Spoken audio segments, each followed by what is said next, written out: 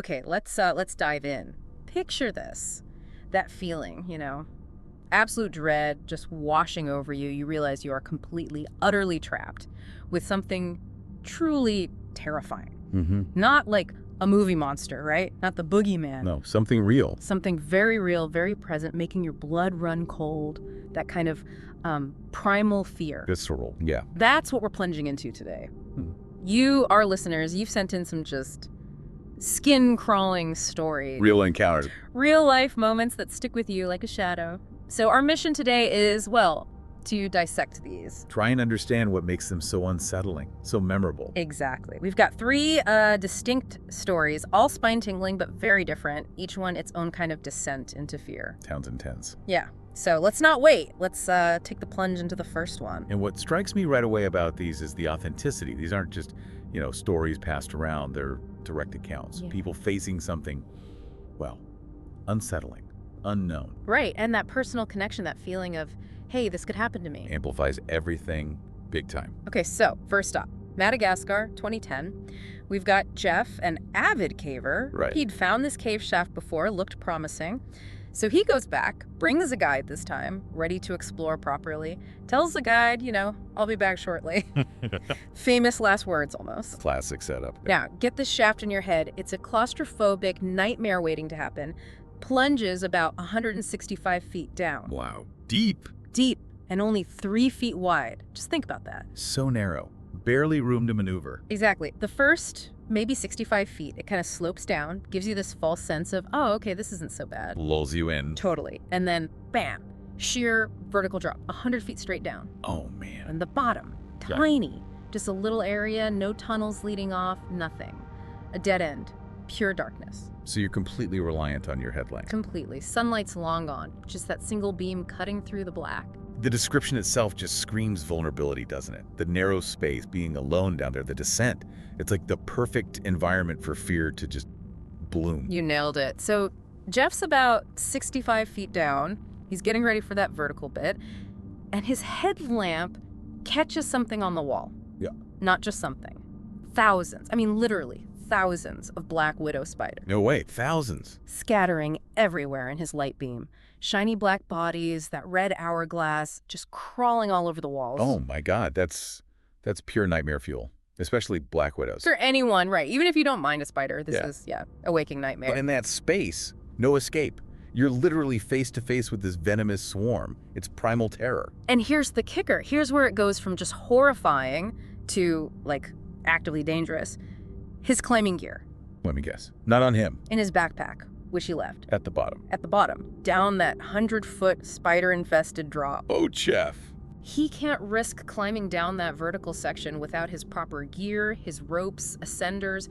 Imagine trying to manage that with thousands of spiders crawling around. One slip, one moment of panic. Unthinkable. Absolutely. So his only choice, his only option, is to keep going down. Into it. He has to descend into the spiders. Deeper into this living, crawling hell. Imagine that feeling. Lowering yourself, inch by agonizing inch. Spiders brushing against your hands, your arms, your clothes. The rope itself probably felt alive. Oof. The loss of control there. Yeah. Being forced deeper into danger. Powerless. That's a core part of fear, isn't it? Totally. He finally makes it to the bottom, this tiny little space. Is it any better down there? No relief. Spiders everywhere. Coating his backpack. He sees them scuttling inside the pockets. Oh, God. He's just frantic, right? Trying to grab his gear, brushing them off, constantly, heart just hammering. I can almost feel it. Then the ascent, somehow even more terrifying. Every move he makes disturbs them, knocks them loose onto him. He's climbing back up the rope, swatting them away, just that constant, sickening feeling of things crawling on you. The sensory overload, Yeah. the sight, the feeling, just the sheer number of them, that would mess you up permanently. He finally drags himself out of the shaft, gasping, and his reaction, immediate, visceral. What does he do? Rips off his shirt, rips off his pants. Right there, spiders still clinging to the fabric. Yeah. Throws his backpack down, more spiders just spill out like some kind of horror movie fountain. And the guide. Just standing there, speechless, watching this guy frantically undress, the absolute horror on Jeff's face. Later on, still shaken, Jeff gets his notebook, crosses out the cave's original name, the Crooked Tube. Yeah. What does he call it? He scrawls a new name above it, the Entrance to Hell. Wow. That says it all, doesn't it? Pretty much. The trauma is baked right into that new name. That renaming act is so telling. It's like, psychologically, that place is forever marked. A permanent reclassification in his mind. Okay. Deep breath. We're shifting gears now. Right. From nature's horrors to something maybe closer to home. Potentially more disturbing. The unseen. In our own spaces. Exactly. This next one happens in 2006. A big, isolated pine tree farm in North Carolina. Okay. Picture 550 acres.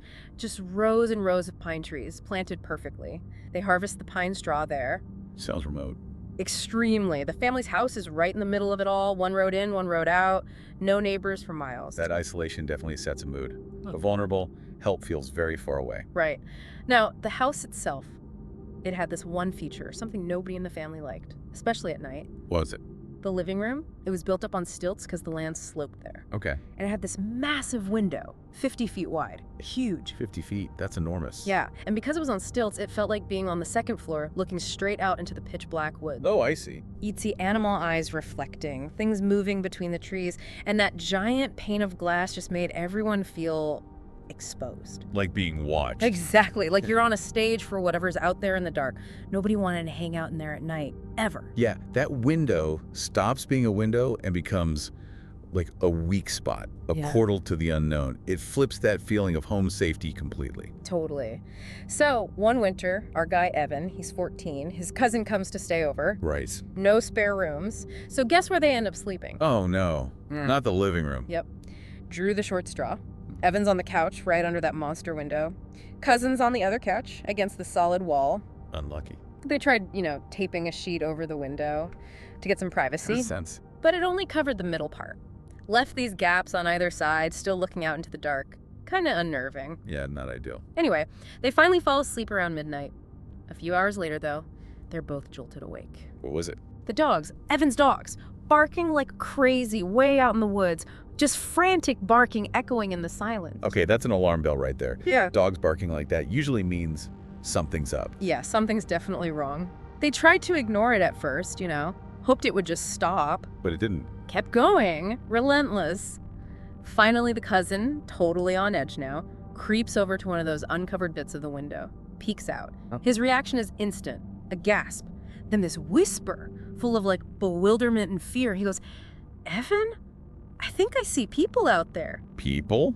In that isolated spot at that hour? Yeah, that's not comforting. That sounds like trouble. Right. It means someone's there who shouldn't be. Evan scrambles over to look too. It was a bright moon that night apparently and fresh snow on the ground, so it reflected the light. Eerie, but you could see... Okay, so visibility wasn't zero. No. He scans the tree line, those perfect rows of dark pines, and then he sees it. What? A leg, just for a second, between the trunks. Then a whole figure steps out. Tall, shadowy, just walking calmly between the rows. Creepy. Just walking. At first. Then another leg, another dark shape. But this one's moving differently, angling towards the house. Okay, that's different. That's an escalation. Yeah. Moving from just being there to actively approaching. Yeah. That suggests intent. And then the moment that just freezes your blood. Mm-hmm. One of the figures steps out from the trays into a little clearing, turns, looks right at the house. Oh, no. And starts sprinting, flat out running, straight for that giant exposed living room window. Straight at them. Straight at them. Imagine being 14 on that couch, seeing that silent rush out of the darkness right towards you. Pure terror. Fight or flight kicking in hard. Oh, yeah. They absolutely panic, screaming, tripping over each other, trying to get away from the window. Evan's yelling for his dad. I would be too. They bolt through the house, slamming and locking every door, every window they can reach, convinced they're not going to be fast enough. What about the dad? He hears the commotion, comes storming downstairs, shotgun in hand, throws open the front door, starts yelling threats out into the night, and then just silence. Complete silence. The barking stopped, the running stopped. Everything just went dead quiet. Super unnerving. That sudden stop can almost be worse, can't it? Like, where did they go? Are they still out there, just waiting? Exactly. The dad's intervention gives a moment of feeling safer, but the quiet is just eerie. They peek outside cautiously. Nothing. Dad tells them to stay put. Eventually, adrenaline wears off. They manage to fall asleep again, though I bet every creak sounded terrifying. I can only imagine. But the next morning, That's when it gets really chilling. What'd they find? They go outside looking for any sign. Footprints. Proof. 2 distinct sets of footprints in the soft ground near the house. And guess where they led? Let me guess. Right under the window.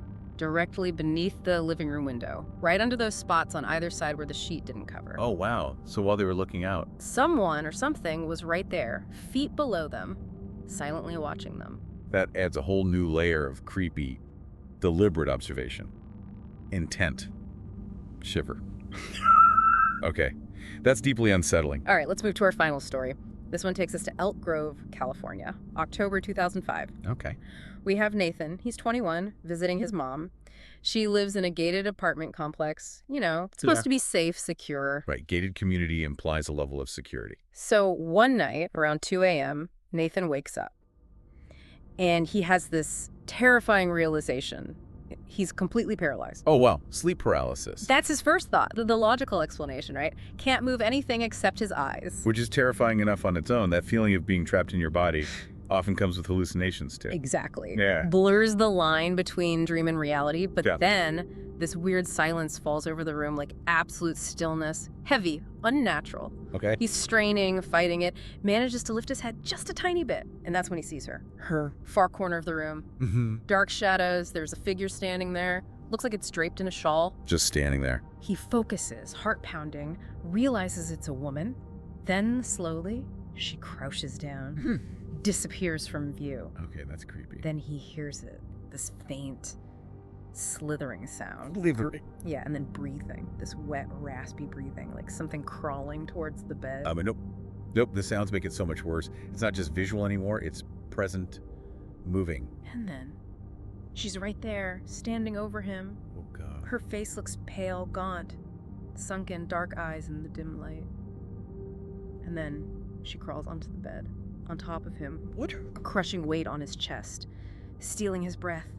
He said he could feel the mattress springs groaning under her. That's horrifying physical contact. Finally, he just lets out this scream, tears from his throat, and he jolts fully awake. Was she gone? Room's normal, Yeah. silent. His mom rushes in, heard him cry out. He just plays it off. Just a bad dream. Didn't want to freak her out. Understandable, but still. Months go by. He's at a family BBQ telling his sister about this nightmare he had at Mom's place. And she stops him. Her face goes white. She tells him she had the exact same experience. What? The exact same? Same guest room, same shadowy woman in a shawl, same crushing weight on her chest. They compared every single detail identical. Whoa. Okay, that changes things. That's not just a random nightmare. Right, they tried to laugh it off, rationalize it somehow, but, you know, that seed of deep unease was planted. A shared experience like that. Yeah. So it definitely moves it beyond just bad dreams. It points to something else, either shared psychology or Yeah. something external. Yeah. Very unsettling. Okay, fast forward 5 months. Nathan's helping his mom move. New house this time. Away from the apartment. Maybe that's the end of it. He hopes so.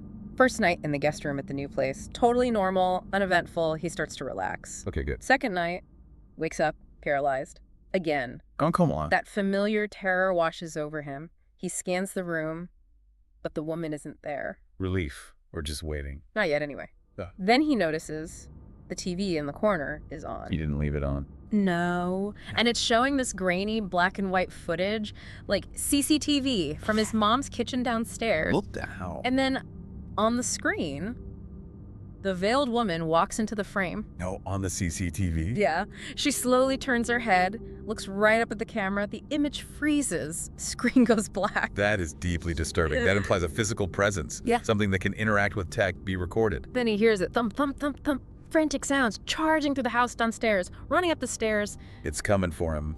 Blood running cold. Her head appears in the doorway, just a silhouette against the hall light. Oh, man. She turns her head. Those dark eyes lock onto him, lying there, paralyzed. And then she just lunges into the room, crawling on all fours, unbelievably fast. Terrifying. Pure nightmare imagery come to life. Nathan just screams, primal terror. And the second he screams, she stops. Instantly, mid-crawl. Stopped. Yeah, turns her head, gaze is still locked on him, and then just suddenly she retreats. Scrambles back out of the room. Gone. Wow. The scream stopped her. Seems like it. He finally gets control back, sits bolt upright, and the feeling is overwhelming. He was awake. Truly awake the whole time. That certainty makes it even more terrifying. knowing it wasn't a dream. His mom bursts in, "Were you running around? What was that noise?" He insists, "No, we have to search the house. Now." Did they find anything? Searched everywhere, every room, closet, corner. No forced entry, no sign of anyone. But that feeling, that chilling sense that something had been there, something malevolent, it just hung in the air. Palpable, even without physical evidence. And then the final twist. Nathan tells his mom everything. The paralysis, the woman, the sister's story, the CCTV, everything. How did she react? Her face went white. She confessed she had seen the same woman years ago in the old apartment. The mother saw her too, years before. Yep. 3 different people, spanning years, different locations even, all sharing the exact same terrifying encounter with this figure. Okay, that's profoundly disturbing. And the last time, when Nathan heard her charging up the stairs, his mom heard the footsteps too, from her room. So there's even auditory corroboration from another person? They're still skeptics, trying to find a logical answer. But how do you explain that? 3 people, same entities, same terror, years apart. It leaves them with this deep, lingering unease, this fear she might come back. That mother's confirmation just seals it, doesn't it? It links everything. Makes it impossible to dismiss as just nightmares or delusion. It points to something persistent, unexplained, and deeply unsettling. So there they are, 3 stories, a spider-filled abyss, Primal fear, yeah. figures in the dark on an isolated farm, Violation of sanctuary. and this recurring, terrifying presence that seems to cross from dreams into reality. Something maybe paranormal, deeply personal. Each one leaves you with that cold feeling, right? Those unanswered questions. As you hear these, what threads stand out to you? What connects these different flavors of fear? Well, looking at them together, you definitely see themes repeating, don't you? Vulnerability is huge, whether it's physical confinement like the cave or feeling exposed in your own home like the farm. Then there's the terror of the unseen or the partially seen. Figures in the dark, things just out of sight. Our minds fill in the blanks, often with something terrifying. Right. Your imagination runs wild. And maybe the biggest one is that feeling when something happens that just breaks the rules, defies logic. Like Nathan's story, it challenges our whole sense of reality, and that's deeply unsettling. Yeah, that loss of certainty. Exactly.